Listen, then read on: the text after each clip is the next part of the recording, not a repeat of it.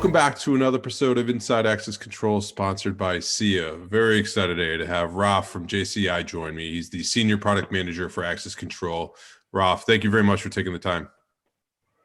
Hey, thank you very much, Lee, for this opportunity to speak to you. Right, as you said, I'm the Senior Product Manager for Access Control for Tyco. So, and yes, we have some exciting news around, Tyco artificial intelligence and the frictionless access control. Yeah, absolutely. So why don't we jump into that? And apologies, yes, it was Tyco JCI. I've maybe that's a little bit of the old school of remembering when it wasn't. So I appreciate you clarifying that. And so so if you could talk to me a little bit about AI, as we saw, the megatrends came out from SIA last week. It was I think number 1 on there, and then number 4 or 5 was frictionless and touchless access control. So two big trends in our industry. We can, argue about the details involved in them, but wanted really just to understand what does AI mean to you all, and how are you bringing it to market? Okay, so AI, artificial intelligence, for us, it is, learn computers to recognize things, to recognize people, the difference between a cat and a dog, for example. But of course, in the security, it means a lot of more. We are just in the beginning of a new dimension of, so to say, in the security world. So implementing artificial intelligence in the security products. And perhaps already in the industry, we can use artificial intelligence to recognize certain patterns or people, re-identify people. But AI can make also our system smart and in many domains: video monitoring, event management, forensic research, reporting. And we've come into access control. We use artificial intelligence for as a foundation for a high-performance facial recognition system. So, and that's what we will release with the Illustrator Inside Facial Recognition. Okay, so it's a couple things on that. Yeah, majority of the artificial intelligence we've seen in the security industry has been around primarily the video side, right? We haven't seen an immense amount in the access control, and we're starting to see it. The area that you all have initially focused. Is it fair to also blending the AI with its biometrics? Is it, or is it not? Yes, it is. Okay. Biometrics indeed. It is not what you have, like a card or a PIN, what you know. It is about authentication of the person itself. And in this case, we're using the AI to identify the person, right? So with the facial recognition. Indeed. Gotcha. And then based off of that, that's where the touch list comes in, is that it's as you're walking up, it utilizes the camera. Now, is it built into the reader itself, or is there a combination of reader camera? Like what's the architecture look like? Yeah. So what we did is we built a high-performance artificial intelligence engine server. We name it the Tyco AI server. It's also at the same time a separate division within Tyco, making sure we optimize the artificial intelligence engine. And we developed also a hardware product. It's the Illustrator Inside camera itself, which has then 2 lenses embedded to do the anti-spoofing, the liveness detection of the person. And then we have the access control platform as such. So the combination of the development of AI, the hardware, and the access control platform, we are able to, I would say, develop that next generation facial recognition system. So as you said, it is biometric. It gives additional function, I would say, not only in security and high level of security, but it gives also ourselves more convenience or convenience for end users at the different sites. Okay, so to me, the news then would be is a couple things on that end. Is that you all are focusing resources on development of AI, is right? So you have a team, like you said. One of the first things they're bringing to marketplace would be around utilizing it to do the facial recognition, which in turn then delivers the frictionless, seamless experience. Is that fair on the summary? Yes, it is not the first part of it. The Okay. AI that Tyco developed is also part of our video platform. Like I said, for example, parameter detection, person re-identification, person of interest identification, and so on. So a lot of, I would say, video-based analytics that are based on Tyco artificial intelligence. Now, for access control, we needed to go a step further, and there we implemented, of course, the AI. We trained the system on millions of faces to recognize different people and have a high accuracy, like 99% accuracy, 0.1% false acception rate, false rejection rate of 1.6. That's what is needed to use artificial intelligence, video-based artificial intelligence for access control purpose. Right. So that it is not the first part of our AI, I would say, experiences. It is an additional now for access control.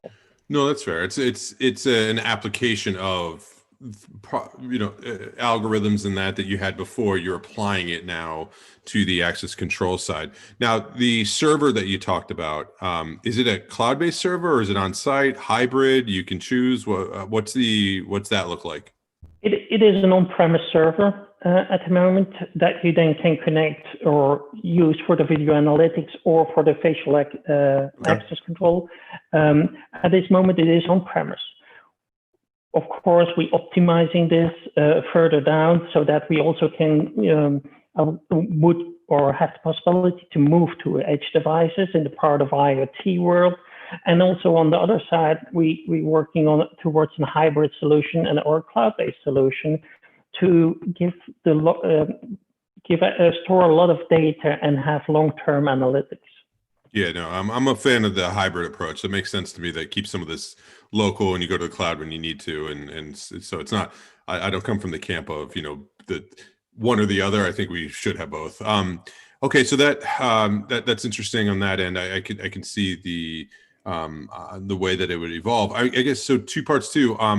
It is a product that you are offering to partners as well as your own self, right? Taking the market. How do you go to market with it? Absolutely. We have our existing sales channel, externally, internally, and absolutely, this is an offering for all our, I would say, certified partners that are interested in going that step further next to, I would say, card and biometric and mobile credentials, also to offer the facial recognition service. So it is also orientated for enterprise customers, more to say, like universities, office buildings, airports, that type of customers. Customers that need at a certain moment also I would say a flow of people in the morning through speed gates, but need that accuracy, that speed and convenience at the main entrance. Yeah, and so now, of course, this is an area that we see a lot of attention and a lot of people, whether they're individuals just working on it or companies doing it, right? So if you could just, at a high level, the differentiation of your product versus others that are on the marketplace, because I think it's going to start to get really hard for people to know the difference, because everyone's using the marketing jargons, if you would, of what it is, but then understanding the differences of how you would make a selection from one to the other. If we put aside the fact of the Tyco JCI services that you offer and how the global side, so let's pretend everyone understands that side. When it comes down to the application, how do you communicate the differentiation between yours and, say, everybody else's? Of course, our number one priority is security. It's delivering security to our customers, our end users, to our integrators and a sales channel. But it's also creating more safety with artificial intelligence and also the facial recognition. And then last but not least, it's about convenience. And the way we build it together with artificial intelligence, the hardware that we have, and the expertise that we have in access control, the system is trained on millions of faces. So it goes quick, speed, high accuracy, right? It is also built with a camera that is very neat, easy to install. On the 1.60 height, it detects tall people, small people, disabled people. It gives also the visual and audio feedback to the user itself, so that you have an acknowledge of access denied, access accepted. So also, because we are coming from that video analytics part with AI for facial recognition, we are able to put privacy areas, privacy zones in the camera to detect only the relevant people in these areas. So all that, the combination of all that, it is an ideal product for these, I would say, enterprise customers. Yeah, I find that interesting now because it's funny. I think we're reaching a new way of in access control where the software we talk about was secondary, if you would, to a lot of the hardware side of what we've done. And now I'm seeing the trend, and you mentioned it, the hardware being built with software in mind and software being built with hardware. And the fact that those two are very closely coupled together as a differentiation versus our industry.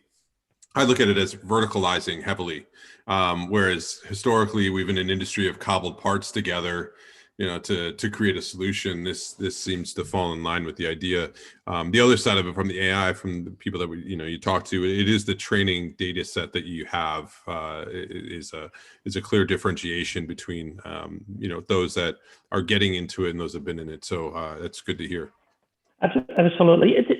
Yes, we're talking now about the products, but it is about the solutions that we can offer to our users, and how do we make their life easy and convenient, but keep security in mind. And that's where the facial recognition is about. From the same platform, whether you give out physical cards, mobile credentials, you do enrollment. Now your visitors, you can enroll with facial recognition systems so that they have us pass through certain areas of your building. There it is about convenience. It is, we have to look at it totally as a solution and not the individual products as such. Sure. Yeah, no, totally. If people want to find out more information, where's the best place to do that? So there are two websites. There is the www.tyco.com, of course. Well, Raf, thank you very much. Yeah, it's been enlightening. It's always great to sort of hear the story behind the story, if you would, of get some color around the press releases that come out. So I appreciate you making the time to do this. I do think it's the beginning of what I think is the industry of what it's going to look like. Hopefully next year it won't be a mega trend because it's just what we do. All right. So I'm looking forward to that happening. So keep in touch and good luck with everything. Thank you. Thank you very much, Lee. Thank you. Absolutely.